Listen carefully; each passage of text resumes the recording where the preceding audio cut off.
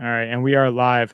Welcome, Highfalutin Ski Bum Podcast, episode number 221. It is your pals, Mario and Brian. Mario, what's up?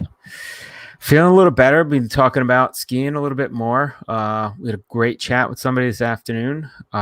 It's Friday, so I'm feeling pretty happy that I have another weekend, another mini weekend vacation. There you go. Yes, we had a great conversation that we're going to have as our main topic today, so we think you guys will enjoy that. Dude, I'm on borrowed time right now. My wife is due any day now with our second baby. Aww. I'm trying to get this podcast out before that happens. That's to you. Congratulations to you and your wife on your... Thank you. Congratulations to us. Boo to my sleep and my sanity, but you don't need sleep.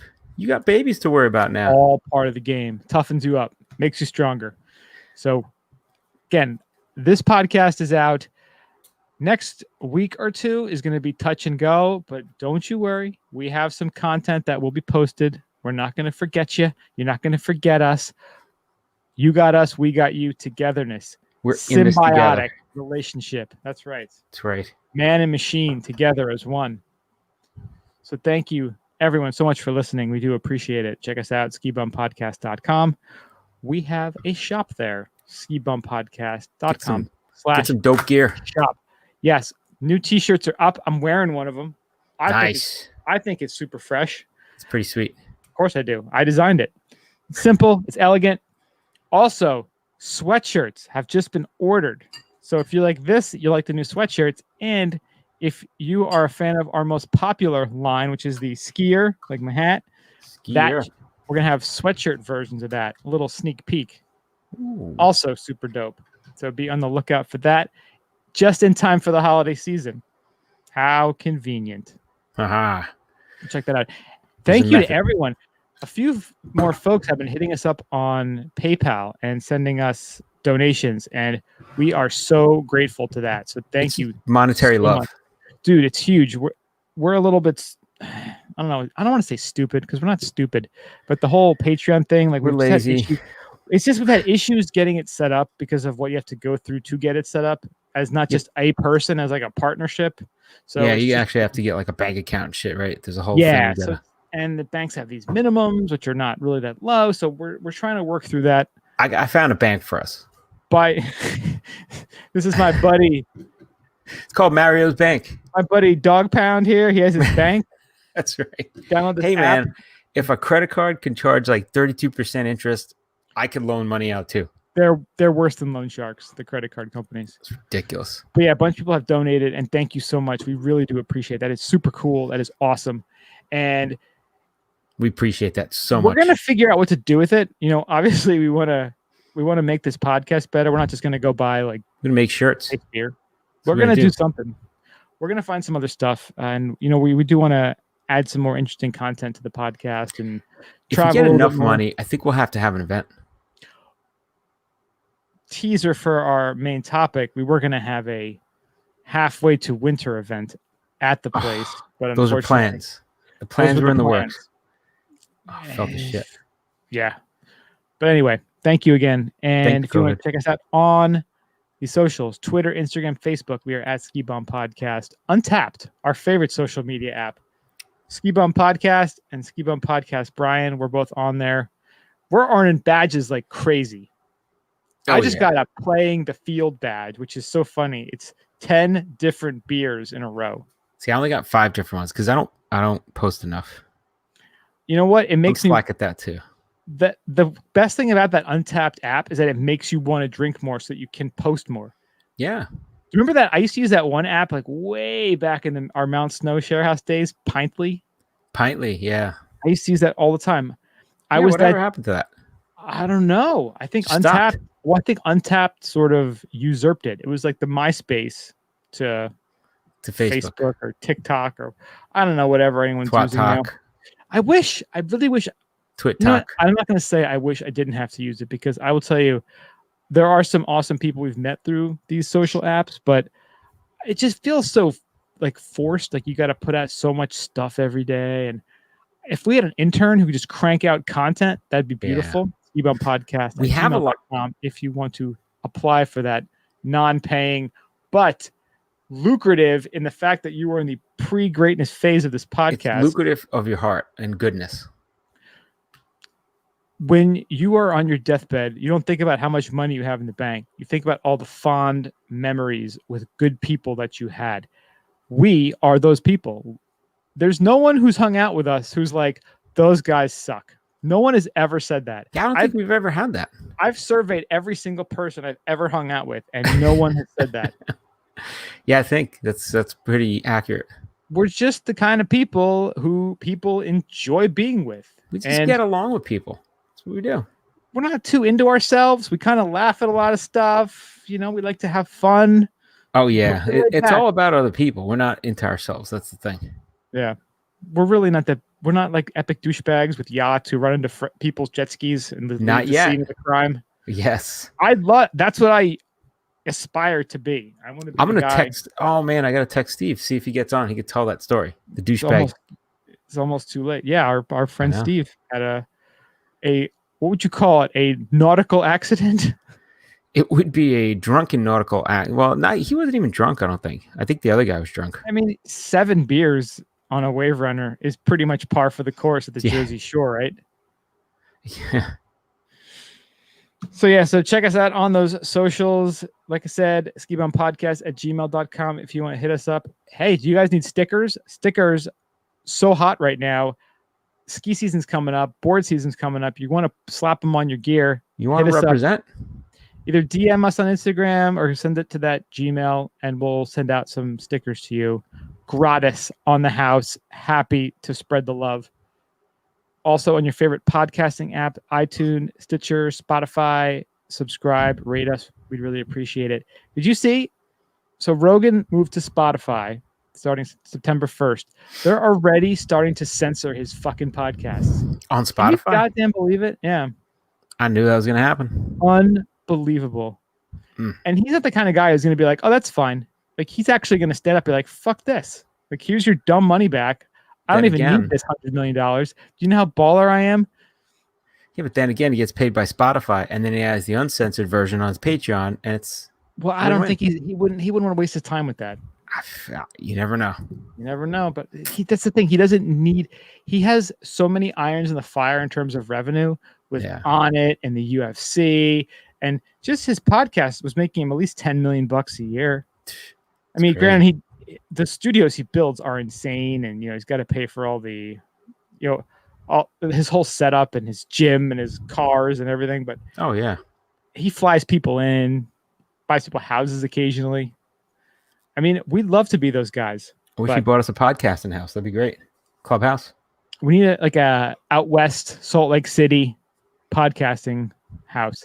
A duplex. Pisses me off. Somebody like Aaron Hernandez has his own little hangout house, but we don't have our own hangout house. Has nothing right now. I know, because he's dead. So dead. God damn. Yeah. That boy's crazy. Almost as dead as Tom Brady. Oh, yeah, it's week 1. We can all talk shit, right? Everybody is. It's kind of nice just seeing football back. Well, it was kind of nice until I turned on Monday, and all the assholes that are doing predictions and having shit to say, they're just yapping. And it's all bullshit on top of bullshit. So that was not fun. What you got to do, you DVR the game. As soon as the game starts, you do a yoga class, you do a Peloton, you do a workout for an hour.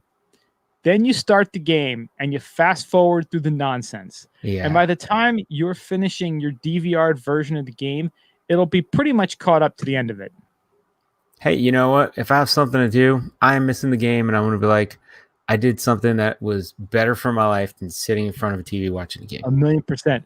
Those guys don't care. But those guys don't care about you. They got paid. Right? Getting paid. Yeah. I watched part of that Giants game, but you know what? I did my yoga class first. I showered, and then I watched the game. Nice. And I'll tell you, I felt so good from that class. And now I'm a very casual football fan. I'm not a guy who's like, we didn't do very good. We need to get a new offensive line. I'm not that guy. I'm a very casual fan, good and bad. I watched the Giants. They sucked. They lost. I said, hey, cool. You know what? I worked out. I took my CBD allegedly, and I'm going to bed. That's it. And I won, because even though they lost, I still won. Yeah. Well, so what I like, and we haven't done it yet, but now bars opened in Florida and the beach is kind of nice. So I'm like 2 miles from the beach. So my wife and I will get on the bikes, we'll ride out, we'll go out and basically hit the beach, maybe sit on the beach for a little bit, and then go to the beach bars where they have TVs, and then start watching a little football. And if we catch the whole game, great. If it's overtime, we stop and make sure we watch a little. But it's kind of like we're doing something else while we're watching football, So it's kind of nice. Key. Make it the secondary or the tertiary objective of the day. Like one of my wife's friends had a party last week. Boom, we're there hanging out. They actually did a temperature check of everybody coming in. It's pretty funny. Rectal thermometers, obviously. Rectal, of course. It's the only true way to get checked. Our fucking parents, they knew it wasn't accurate. Well, actually, it's the creepy doctors. The creepy doctors back then. That's when doctor's word meant something. And that's any parent, I don't need a thermometer. Whatever. That's a 99.4 right there. You feel fine to me. Sure, think about it. Back then, your parents, whatever the doctor said, gospel, put it in stone. It's the truth. Yeah. Now you're like, I don't know if I trust this fucking guy. I gotta say, my mom was classic for that. And it's kind of a Hispanic stereotype, a Puerto Rico stereotype, but like anything Spanish in my mom's mind is, it's better. It's like they spoke so well, they did this. I'm like, so you went to a doctor and they did nothing for you, but they spoke Spanish and you like that, which was great on the comfort level. But were they a good doctor? No, they weren't that good. Like, then why are you going to say this guy's great? Yeah, it's like The Sopranos. Remember when Corrado, Uncle Junior, went to Dr. Kennedy? Oh yeah, like, his name is Dr. John Kennedy. I trust Dr. Kennedy. It's ridiculous. It's psychosomatic. I'm pretty hard on my doctors. I'm like, you got to make sure that you do the right shit. I was actually getting ready to drop my doctor. I drop them all the time. And then she redeemed herself she's had a good conversation with her. I was like, all right, now, okay, you're staying another year. It's like a yearly review. That's how it should be, a contract. That's right. I'm going to go in there one day, but like, you're fucking fired. Yeah. You're a loser. You're a terrible doctor. I'm no more ripped and more jacked. That's right. I'm going to pay my $20 copay just to tell you off. You freaking hack. No, it's a good day. I think everybody should do that. Go to your doctor if they suck and just tell them, fire your doctor. I'm firing you. I'm going to somewhere else. I want to see all your pharmaceutical rep payoffs that you're getting. Like, why are you making me take this? I don't need Viagra, bro. I'll show you. I don't need it. That's right. Like, hey, you might want some of this. It's like, hey, how are your joints? The worst is like a dermatologist. Those fuckers will put you on everything. Like, have you ever had a pimple once? You should probably get on this. Like, you want more? You want less back hair? Here, take this. You want more pube hair? Here, take this. And all of a sudden, you got like five goddamn prescriptions. You're like, I don't want any of this. I had a good dermatologist in Jersey, and she was like, all right, I have a little patch of psoriasis. So she would shoot it up with whatever it is, the anti-inflammatory thing, whatever. Everything would clear up for, about 3 months, and then it'd start coming back. So I'd schedule to just come in. But she wasn't like, hey, why don't you take this shit that you got to take every day or this other pill? She was like, no, just coming for the shots. Like, it's cool. Here's some cream. And I go to this new doctor down here, and right away they're like, do you want to try this thing? We have a test thing. You can be part of a study, so you get the drug for free. I'm like, fuck you. I'm not going to be your guinea pig. Yeah, I'm like, seriously. Right? So I broke it down for him. I'm like, look, this is what I used to be getting. This is what I want to still get.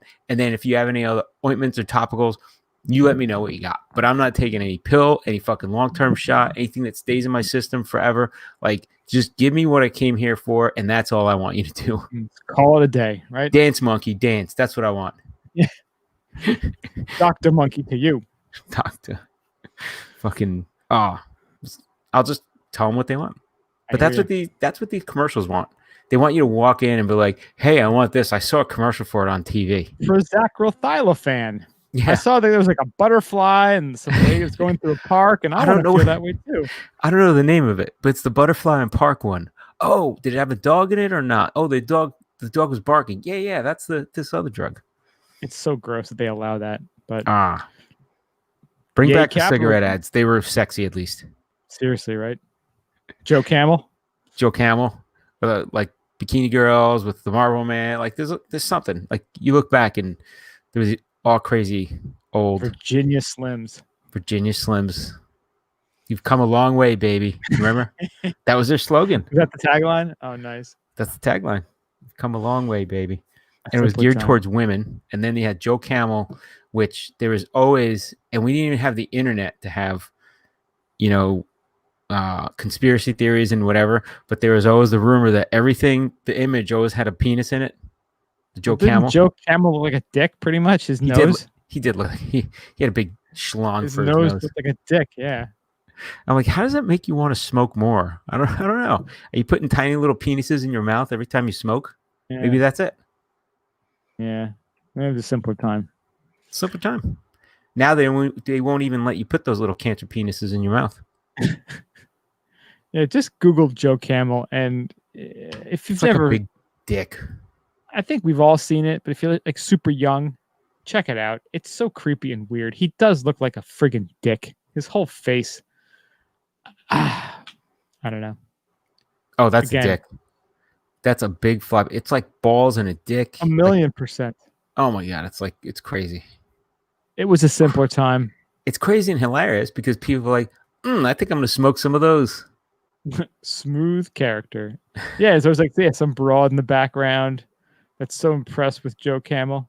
So impressed that he's smoking. He had shades on. That's funny. I just looked it up in like the image search, and there was a tobacco advertising. It says Joe Chemo. Oh. It's like him. Oh yeah, I see that one. He's bald and yeah, oof, harsh.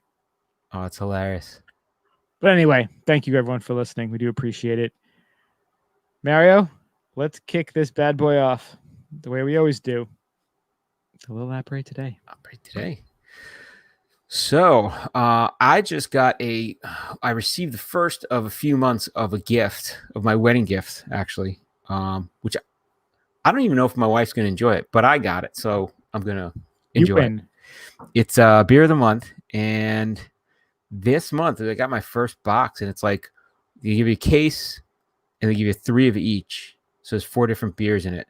And all from the same brewery, and they give you a nice little write-up of the breweries and stuff like that, and the beers. Like, it's a whole little, there's literature in there. I was like very impressed. But this month they sent me Potosi Brewing Company in Wisconsin. What is it called? Potosi? Potosi. So this one. Now I went to Beer Advocate and they gave it an 80, but I saw it had they're saying here Beer Advocate gave it a 94. So I don't know. Now it says 80. So maybe people tried it since and were like, yeah, I don't like it as much as 94. But anyway, it's a golden ale. So it's just like a normal drinking ale from Wisconsin, which is a pretty big beer scene. Shamil Samazel, Hassan Pfeffer Incorporated. There are some boozers out in Wisconsin. Oh yeah.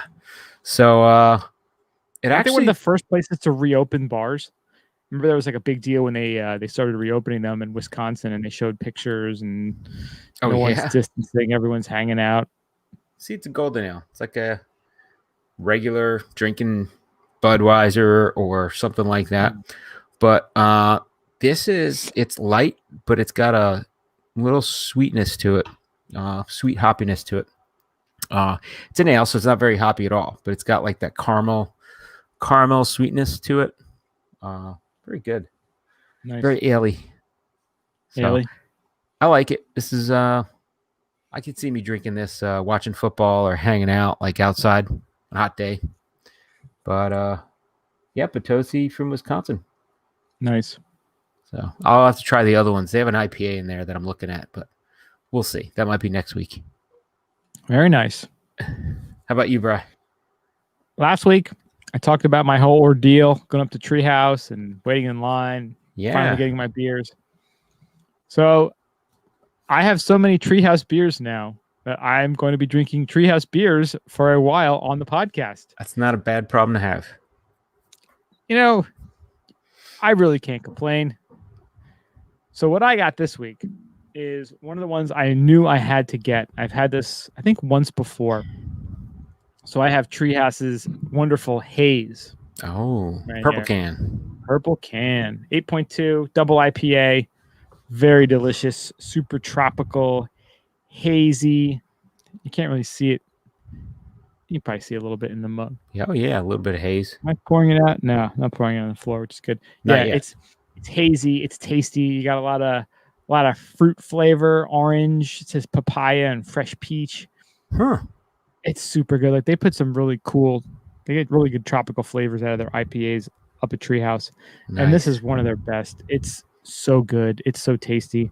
I love this beer. I was trying to get through the whole podcast just having this one can. I may have to go to the reserves by the time we get to the main topic, but yeah, luckily, we tend to talk a lot, so Well, the nice thing is we already have the main topic in the can. It's been recorded. We had a wonderful conversation, so I don't have to worry about slurring my speech and being an embarrassment to our guest. So exactly. Yeehaw! We're gonna roll. So Treehouse, God bless you, people. Haze, awesome. Make some good stuff. Yeah, this is one of their best. One of my favorites. So how would you compare a Treehouse to something like a Hill Farmstead?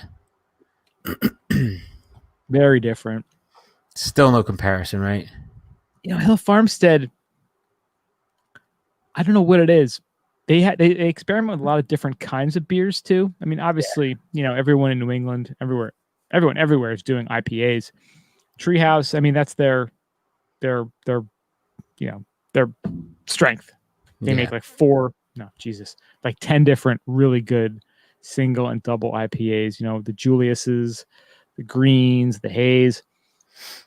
Nice. And Hill Farmstead just does so much different stuff. Yeah, like their stuff is just on the next the pinnacle. They are the tip of the spear. Like they're just Michelin that good. star for beers, right? Perfect example. Yeah, perfect description. They're just that unbelievable. But I wonder if they could get on the Michelin, because Michelin is, they give you the stars for recommendation to stop if you're on the road, right? So why wouldn't?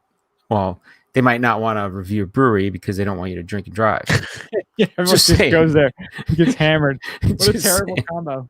Can you imagine having like a nightclub that's like on the Michelin? You got 5 Michelin star, like a 3 Michelin star freaking nightclub. They're like, what the hell? At 11 o'clock to 4 a.m, this is the best place to be. It's like, have you had their dumplings? They're unbelievable. That's right. I mean, granted, the guy next to you is doing a line of Coke at the bar, but the dumplings out of this world. Dumplings are great. Oh, that's funny. Yeah. But yeah, awesome beers, Treehouse. Thank you. Well done. Speaking of awesome, going right into the story, right? Boom. Speaking of awesome, you want to take it? Want me to take it? You got it. Oh, goddamn, take it. A Canadian rye has been crowned world's best whiskey. What? Top critic Jim Murray's 2021 World Whiskey of the Year. Wow. Best whiskey in the world, at least according to Whiskey Bible author Jim Murray, is Alberta Distilling's Premium Cask Strength Rye. Murray gave the Canadian rye the title of World Whiskey of the Year for his 2021 edition of the Whiskey Bible, which he has published annually since 2003. Alberta Distilling's winning bottle, a first for the distillery, is only the second Canadian whiskey to ever take home Murray's coveted top spot. Crown Royal's Northern Harvest Rye won the award in 2016. It's made with a mixture of malted and unmalted rye and bottled at an eye-twitching 65.1% ABV, which translates to 130.2 proof. Now, I love this. Like, this is just like this guy just decided in 2003, I'm going to start putting out books, calling it the Whiskey Bible, and I will declare what is the best whiskey. That's what you do. When nobody's taken over the space, you take it over yourself, right? Right? Just tell everyone you're the best, and you say it enough, people will believe you. You see the cover of his book? That's pretty funny too. Yeah, he's just some like grizzled old. Just you can tell like if something's wrong with his dinner, he'll like send it back and complain and post on Yelp about it. He just looks Sherlock Holmesy or like, food critic like. I think of Forrest Fenn, the guy, the Fenn's treasure that was buried. He just looks disheveled and just surly. But he is one of the most well-known and controversial writers in the business, having proclaimed himself the first full-time whiskey writer in the world and having been the first in the business to produce an annual book-length collection of tasting notes. Dude, believe your own bullshit, make your own title, create your own line, and you do it enough, people will follow. But look at that whole industry, right? Like, and I know how it is, and it affects me too. But like, there are some people that like you could tell them this. I love this whiskey. Or I love this bourbon. Right? This is my favorite. For me, this is like the best thing. But not knowing bourbon or whiskey, they would probably go in, read a book, and say, "No, this is the top one. Oh, this is delicious. Why do you think it's delicious?" Well, it's rated really high, and I like the taste of it. Okay, well, do you like the taste of it, or why did you really pick it?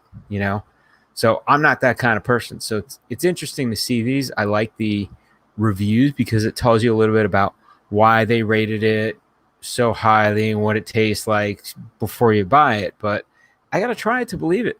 Just every year he puts out a book of his tasting notes. He's That's pretty awesome. I got to figure out a way to pay for my 1,200 bottles of whiskey I drink a year. My alcohol problem. I'll just write some shit down, have someone bind it and put it out and charge $40 for it. And there you go. Maybe someone will buy it. People will probably get it. They bring it with them while they're tasting and they start reading it at the bar. Yeah. He looks from the cover that he would be with a book and a pad writing at the bar. Oh, for sure. Yeah. And definitely one of those fancy notepads, leather bound. Yep. Maybe a fountain pen. He definitely wouldn't be on a MacBook or anything. No. He's very analog. Yeah. He's the kind of guy that doesn't even have a phone on him. He's sitting at the bar and people call the bar to get to him and they bring that old phone out. They put it on. They're like, phone call for you. Yeah. That's the guy. Yeah. So it says he's infamous for controversial picks, but within the space, his picks have ranged from profound to irrelevant. While the 2016 Northern Harvest Rye pick caused such a demand for the whiskey that it was sold out for months in 2016 and may very well have led to a distillery strike. So this guy, he has some power. But I will tell you, when I saw this article, I said, I want to get a bottle of that whiskey. See? Just because some guy says he's an expert, names this particular whiskey as the best, I want to try it. Yeah, I think you got to try some of them. I gotta get my passport renewed very soon. It expires in 2 weeks. Not that I can go to Canada anytime soon, but I'm gonna be not like the ready. Government offices are open anyway. Dude, welcome to like 3 months more waiting. Brutal. I'm not going anywhere, so that's why I want to get it done now. I've been trying to get like name changes and a whole bunch of other shit. We got to do passport changes and stuff, and it's like they're all closed. Yeah. Melanie went for her. She's trying to get her global entry, which I'm like, I was telling her for years and years. So she finally decided just before COVID, okay, I'm going to get it. It makes sense, because, we travel quite a bit. So she's like, yeah, it makes sense to get it. So she goes to get it. Boom, COVID hits. All the offices are closed, right? Now, before COVID, she had the earliest appointment she could get before COVID. And this is, what are we talking, March? Was like November. I'm like, ouch. What? So that's because we're not in it's not a huge populous area. So I told her, I was like, why don't you fly up to Newark and do it there? She's like, it's a good idea. But then she looked up, if we do go somewhere, our next trip, coming back into the country upon re-entry, you can get your interview done then. Really? Boom. So instead of waiting, you just get it done then and all done. So interesting. Very interesting. There's a little loophole, but nice. See? We provide you guys with all kinds of interesting little loopholes and nuggets of knowledge you would not get anywhere else. Exactly. Speaking of not having something happen anywhere else, we're going to roll right into the gondola. And this is a crazy story. This is pretty damn good. So this just happened, right? In a blessed bit of good news delivered this morning, apparently cannabis is falling from the sky in Tel Aviv. Now, this might be the peace in the Middle East benefit that they are all getting now. Maybe Trump dropped this. What do you think? All I know is this happened actually about 2 weeks ago. All this weed fell from the sky. Yes. And now all these countries are signing peace deals. There's something to it. I think the conspiracy is real. There might be something to this. So Reuters and local news outlets reported that a drone dropped packets of green leafy material from the airspace over Rabin Square, a prominent gathering spot in the Israeli city, on Thursday afternoon. So they're unclear why they were dropped. And it's unclear if the plastic packets of weed contained actual marijuana, but the symbolism and purpose was clear. The time has come, said the Green Drone pro-legalization group on its website. It's a bird? It's a plane? No, it's the Green Drone sending you free cannabis from the skies. That's freaking awesome. That is pretty funny, right? So they actually have footage of somebody picking up the drone, and it's pretty damn good. Yeah, they said that the Tel Aviv police arrested 2 men who operated the drone. In a statement, law enforcement officials said they suspected the baggies contained, quote, a dangerous drug. And they're like, that's a curious statement because cannabis is far less dangerous drug than alcohol or tobacco. Yeah, really. Yeah, man, it's crazy just how, again, just like the whiskey guy, you say you're a whiskey expert, people go, oh, he must be a whiskey expert. And it just, you are. The more that spreads, the more concrete that becomes. It's just like marijuana. Someone said drugs are bad. Well, marijuana is a drug. Well, then marijuana is really bad. And that just happened for decades and decades and got just so drilled into so many people's heads. And now when you actually, if you could just be honest about what is and what isn't and what you are and the things you've learned, you could see how not dangerous marijuana is to most people. Oh, yeah. It's crazy.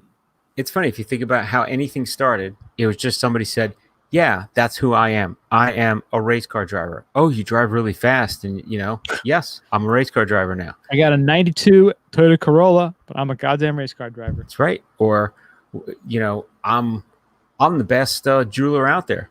Do I know how to give me some jewels and I'll put them together and boom, now I'm a jeweler. You know what I mean? Like the first person that did stuff, they just did it. And they were like, this is who I am. Believe your own bullshit. It's the number one key to success. Right? Definitely. We are the premier skiing podcast. So we are. We're the most fabulous, luxurious, tremendous ski bum podcast out there. Huge. We're tremendous. Numbers are huge. Huge. All right, so it is time to roll into the ski news. So last week we had a lot of information, a lot of stuff going on with passes. This week, taking a break from all that.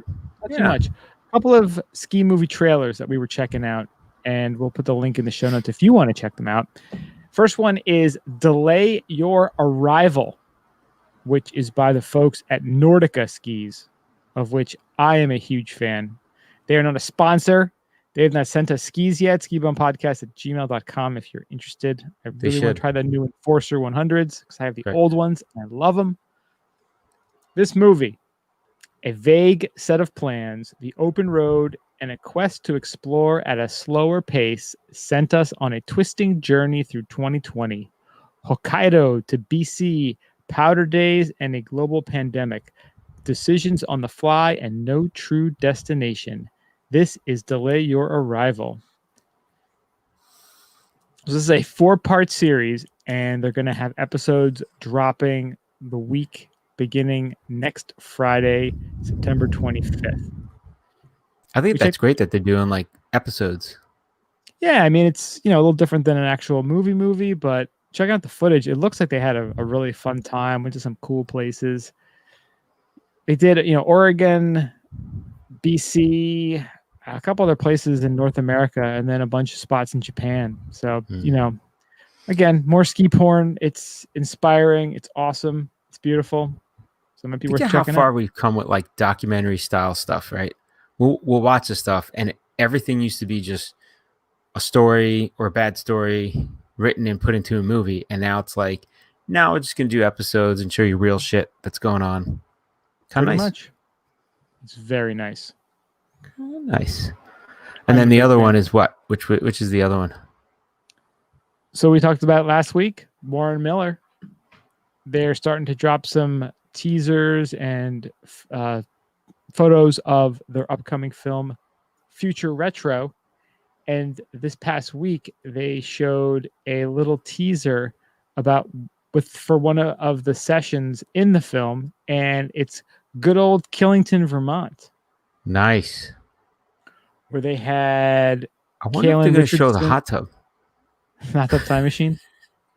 No, the one in the indoor bar with the bar. Yeah, the indoor hot tub time machine there at Pinnacle. One of the greatest bars in the state of Vermont. Bizarre. Yeah, but amazing. Yeah, it's got Kaylin Richardson and Killington native Jim Ryan, and they're there at the World Cup. And sadly, because of the way everything turned out here with COVID and the restrictions that the FIS has put down, there is going to be no event this year. And it was such a big event because over 30,000 people visited there for that 2-day event, Saturday and Sunday, Thanksgiving weekends for the last. Was it 4 years, 5 years? 4 years. It's just been such a big success and such a cool event. So it's unfortunate it's not going to happen, but it's going to be awesome to see it in this year's film, which is dropping in November of 2020. Yeah, that's pretty cool. Pretty cool. Yeah. Only one more story here. One more story, right? News. Yeah. Yeah. So Colorado's newest ski resort is opening without any chairlift. So this is Bluebird Backcountry, and they're going to open this winter in a new location after its test season. And it is going to be, where is it? Northwest, 4 miles northwest from where they were to Bear Mountain. And it's on the Continental Divide near Rabbit Ears Pass. So they're just going to basically set up camp, and that's it. You just go there and hike and ski out of there. It says it's about 30 miles from Steamboat. Nice. And they were saying also that the mountain that they're on receives 45% more snow annually. Wow. More powder. More powder to the people. Now, the one cool thing is they say there's a maximum capacity of 200 guests per day. That is awesome. And they have 1,200 acres of inbound terrain. Wow. And for comparison, A-Basin has 1,400 acres of terrain. So this is a legit place. Decent size, really good size. Yeah, this no is chairlift. Like a good, nothing motorized. This is a good big anniversary or birthday kind of trip. We got good. Yeah, right. And they talk about how COVID has forced traditional ski areas to work out challenges of crowded lift lines, gondolas, and cafeterias. Bluebird Backcountry, they don't have to worry too much about that. It's awesome. Yeah. They said that they're going to offer slopeside camping and food options from a food truck. Again, not being super greedy. Vail. They're doing things for the skiers. They're doing things in a way that if you were a skier, this is how you'd want it done. Not if you're some asshole from New Jersey flying your family out and happy to drop $5,000 a night at a fancy resort, skiing maybe one day, and shop the rest of the time, and shopping the rest of the time, buying your stupid ass $90 Vail sweatshirt to show off to your dumb friends at home. What's the one, the Bogner jacket? Bogner jacket, yeah. Drop about your Canada $5,000 Goose jacket. Yeah. Yeah, it's really cool too. So they also have Avalanche Training and Education Center there. So what they're doing is they're introducing a mentorship program called Bluebird Plus. And membership offers aspiring backcountry travelers access to Bluebird Backcountry's 1, 2, and 3 courses, unlimited clinics, and ski with a mentor days, as well as discounts on AIARE training, guided lessons, and snow safety gear. Wow.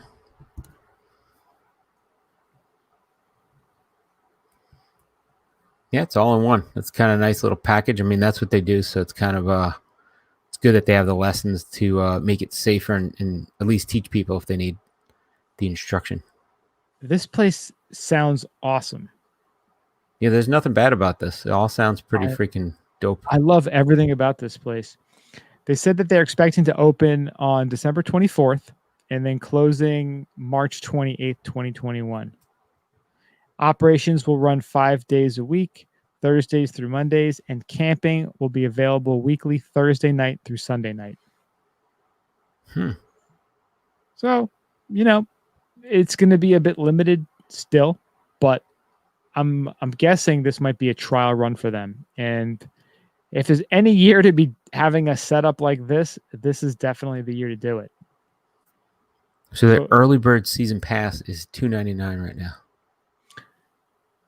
I mean, that's practically nothing. Yeah, for backcountry access. Yeah.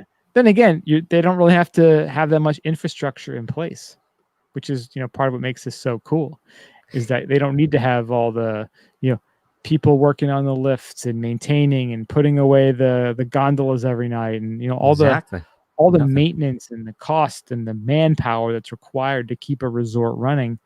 They're gonna be cutting out 85% of that. Oh yeah. So it's funny when you go to their site and you look at the terrain map, I guess what you would normally look at a lift map. There's no lifts on it. There's basically just one green line, which is the inbound area. So just ski whatever. I guess you don't have to have a guide or anything. And then that's 1,200 acres inbound, and then 3,000 acres outside of that with this big brown line around, and it says guided only. So I guess that's a little more treacherous, but yeah, it's cool. And they have where the warming hut is, the base area, where the parking is. So it's kind of neat. That looks fantastic. Yeah. It was a great concept. Bluebird Backcountry. Yeah. 4,200 acres in total skiable terrain. Avalanche evaluated inbounds 1,200, like you just said, and then guided out of bounds 3,000. Vertical rise 1,245 feet. Base elevation 8,600. Highest elevation 9,845. Number of marked skin tracks 7. Number of runs. Choose your own adventure across our 3 major downhill zones. Longest run 1.4 miles. All terrain is ungroomed. 15% green, 35% blue, 40% black for everybody. 10% double black and extreme. Number of lifts 0. You earn your turns at those days. Yeah, we have a mid-station warming hut. Plenty of parking. They have camping. I mean, this just sounds so cool. This is super rustic. This is a real hardcore skier's mountain. This looks awesome. So this will be cool to see how it plays out this year. Another place to put on the list for the season. Bluebird Backcountry.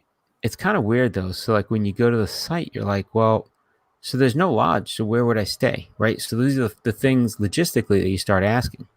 But I guess there's an email, you got to reach out to them and they'll talk to you about accommodations or camping there. It would be cool to chat with some of these folks too, maybe for the podcast. Yeah. So perhaps we should reach out. Because they say they encourage everybody to camp out in the parking lot. So you basically come in, it's $25 per vehicle per night, no electrical hookups, and there's porta-john restrooms that are available. It sounds pretty awesome. So it's kind of, you can just sleep in your car. That's your camping. There you go. I love it. If you have a tent, throw out a tent from your car. Yeah. It's awesome. So this will be cool to see how this plays out. That's where you have one of those trucks where the back comes out and you get the tent attachment. Because that was one of the things I used to love about the Xterra, is they always used to have on their ads, like, they'd show the people camping, and it's like you're sleeping in the bed, but like you leave the top open, and then that's all area that you use for your own little campsite. So it's kind of, you can enclose it all. I'm like, that's pretty cool. Where you have your Sprinter van decked out. There you go. Perfect for that. Yeah. That's right. Yeah. So hopefully we can get out there this winter. It's on the list. I wrote it down. Yeah. On my big list of stuff.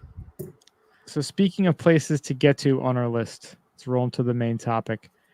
And this week we had the pleasure of speaking with Hugh Reynolds, who is the VP of Sales and Marketing at Big Snow American Dream, which is, as we've talked about in the past, the first indoor North American ski resort located in picturesque Skeest, Rutherford, New Jersey. Skeest, Rutherford. Skeest, Rutherford. Which is right across the Route 120 in the parking lot from MetLife Stadium, home of the hapless New York Jets and Giants. Yes. Skiing mecca that is Hudson County, New Jersey. We had a great conversation. The only place to ski. We had a great conversation with Hugh, and he gave us some insight on how things are going at Big Snow, how to get their reservation system that they have online now. Talked about Mountain Creek. Talked about Mountain Creek. I guess it's parent, brother, sister. It's like an Alabama sister relationship. I guess it's like a sister. They run them both. So yeah, it's both their babies. So it was a great chat. We think you'll really enjoy it. So check out our interview with Hugh. Hope you guys enjoyed that. If you want more info, check out bigsnowamericandream.com or check out our site at skibumpodcast.com. And now it is time to go under the ropes. Mario, we got one story. There's only one story. That's it. We only need one story. This one kind of... all right, so this is from the AP. This is out of something that happened in Russia. So in Arctic Russia, there's a perfectly preserved Ice Age cave bear that was found. Now, they say the amazing thing about this, and they have pictures of it. It's pretty nasty looking. But I guess one of the interesting things about it is they have soft tissue that was still intact. They said the teeth and nose were intact, which I guess the noses usually erode away, and they never know what the noses look like.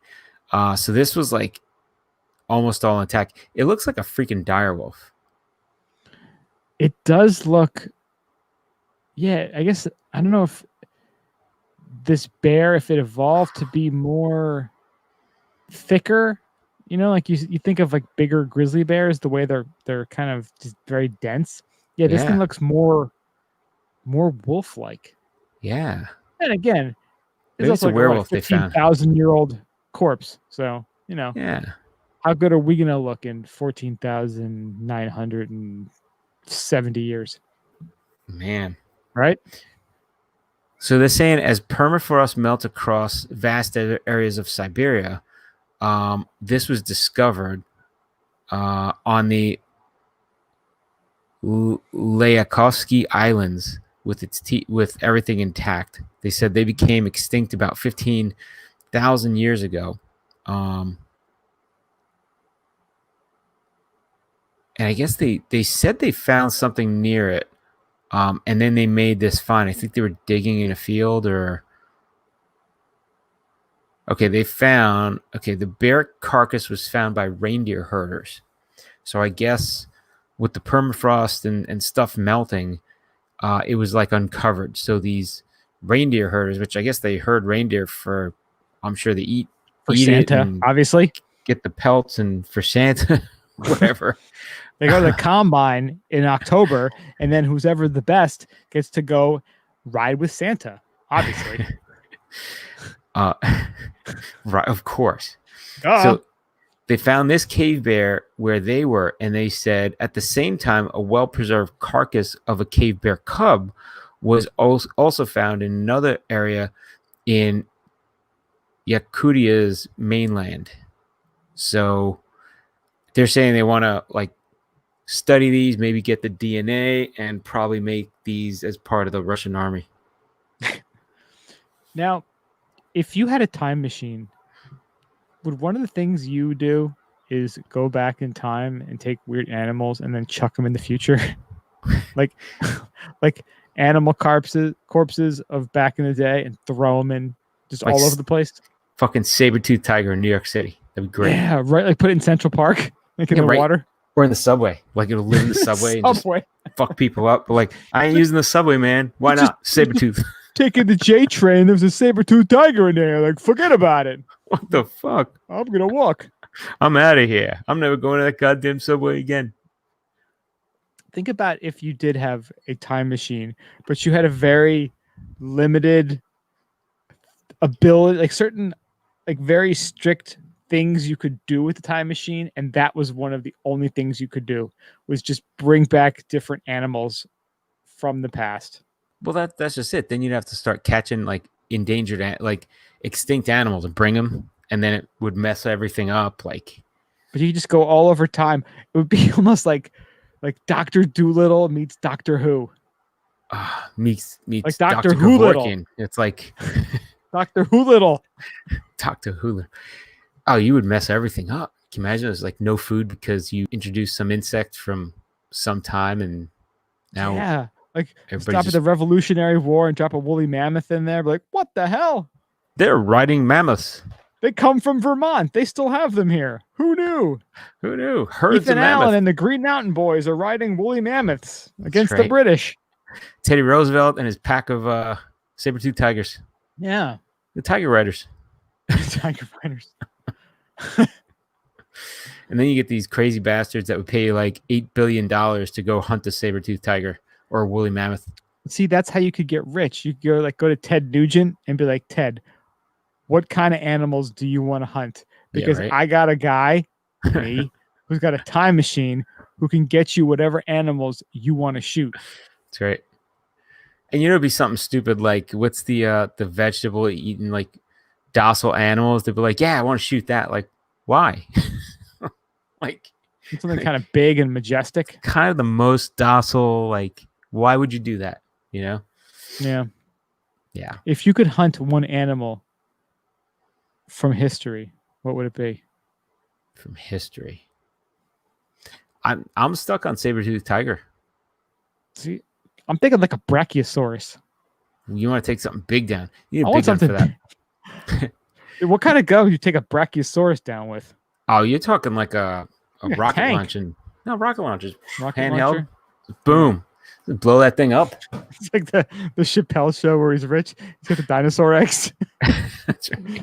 He's eating the dinosaur. He's like, he's like cracking the egg and making an omelet with it.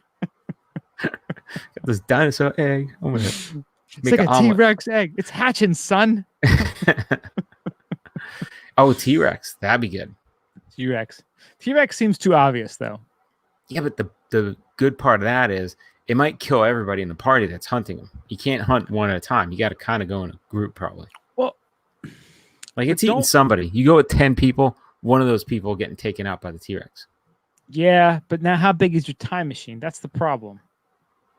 Like how do you get an animal that big and majestic back through your time machine? Imagine like you bring wanted the to bring baby egg and then grow them here. Boom. Problem solved, bitches. Little baby ones. It's like Jurassic Park meets Back to the Future. Time Cop times Jurassic Park. Like Jurassic Safari. They got to clean up the island somehow, right? Most Dangerous Game times Jurassic Park. That's right. Times Back to the Future. Yeah, what would you do? You'd have to hunt the animals out, like Jurassic Park. They all got out. Like, what are you gonna do?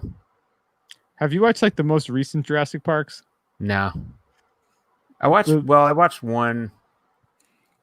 I don't remember which one it was, but it was like last year or year before. isn't Whatever there one one that more? was. I think they're making one more. There was the original like Chris Pratt where they reopened the park. Yeah, I think I saw that one and the one after. That one was good. The one after I liked because they just said, you know what? We're jumping the shark. We're bringing the dinosaurs to like Los Angeles, and they're going to eat all these big fat people going to Costco. And Oh, this I didn't is, see that one. Okay, that I gotta yeah, see. that That's was pretty awesome. good. They have all these like douchebag rich people, like, at an auction buying dinosaurs and dinosaur eggs. And like, it seems like some pretty like Bilderbergy stuff that you think might be happening. Yeah, it probably does happen. They have like dinosaur fights that you don't know about, like chicken fights. How cool would that be? Like maybe that's why people who are so rich, like the Rothschilds and the Rockefellers, maybe they do have a time machine and they're just Maybe keeping it for their goddamn selfish selves. that's how you stay rich.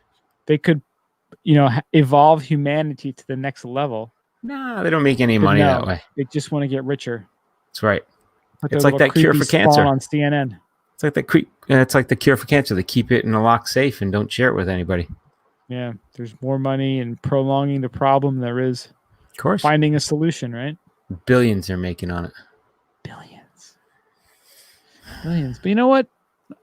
I believe in us. I believe in the common man, humanity, the internet, the knowledge we're all getting, we're sharing. It's a beautiful thing. I think we're kind of opening our eyes to the bullshit that's been kind of, it's like we had glasses on that were smudged in bullshit, and now we're getting these little fingertip windshield wipers for our glasses and kind of scraping it off, being able to see clearly finally.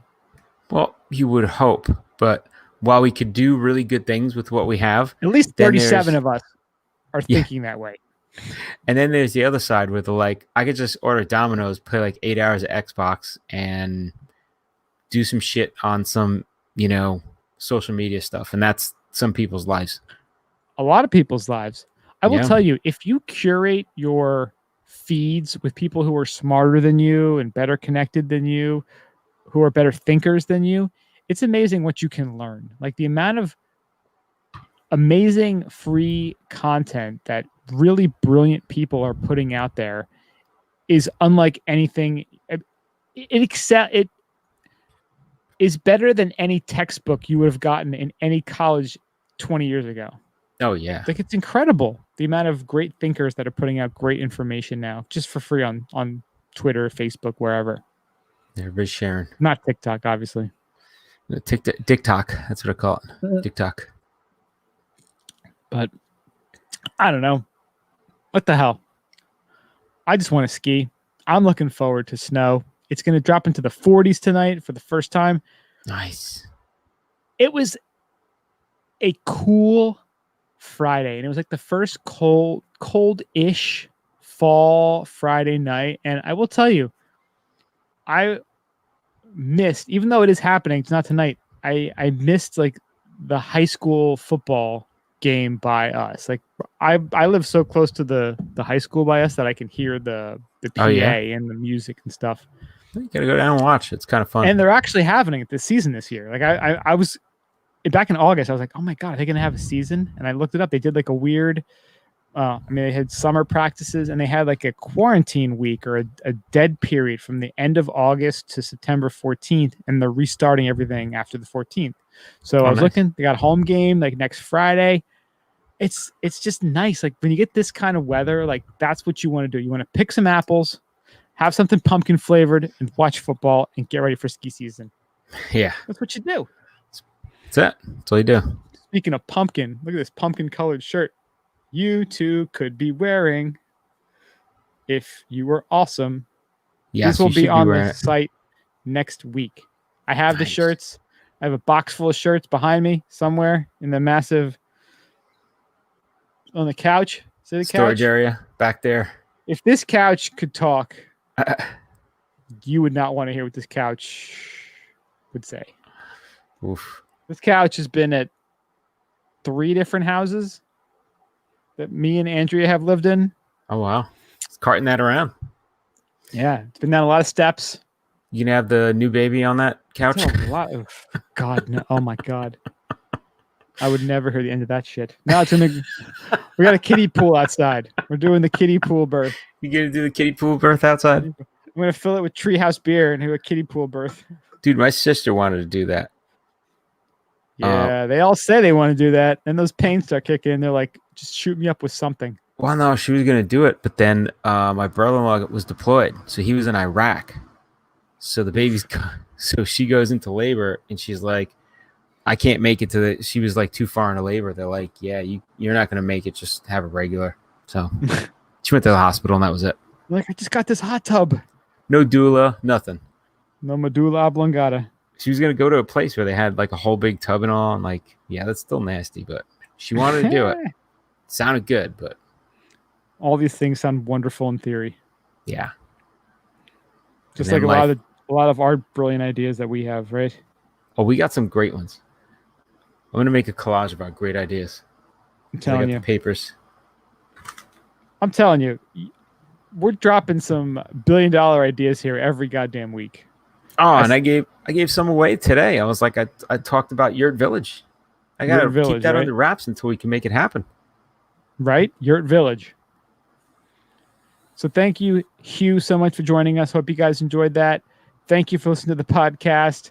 Ski season is rapidly approaching. Yes. We will defeat COVID-19 skis and jeans. We all know that. Thank you for listening. Check us out, skibumpodcast.com. New swag on the site, skibumpodcast.com/shop. We are on your favorite social media apps, Twitter, Instagram, Facebook at Ski Bum Podcast. Our favorite, Untapped, Ski Bum Podcast and Ski Bum Podcast Brian. Send us an email, skibumpodcast@gmail.com. Go to your favorite podcasting apps, Spotify, iTunes, Stitcher. Subscribe, rate us. We'd appreciate that. Thank you to all of the people donating money through PayPal. You can do that at the website also, skibumpodcast.com/support.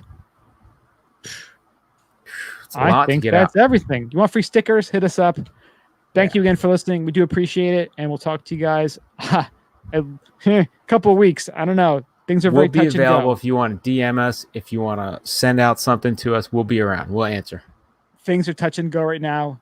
Yeah. We'll be back soon, though. We'll have something posted next week. Don't you worry. Thank you again for listening. We love you guys. Stay high, stay fluting. See ya.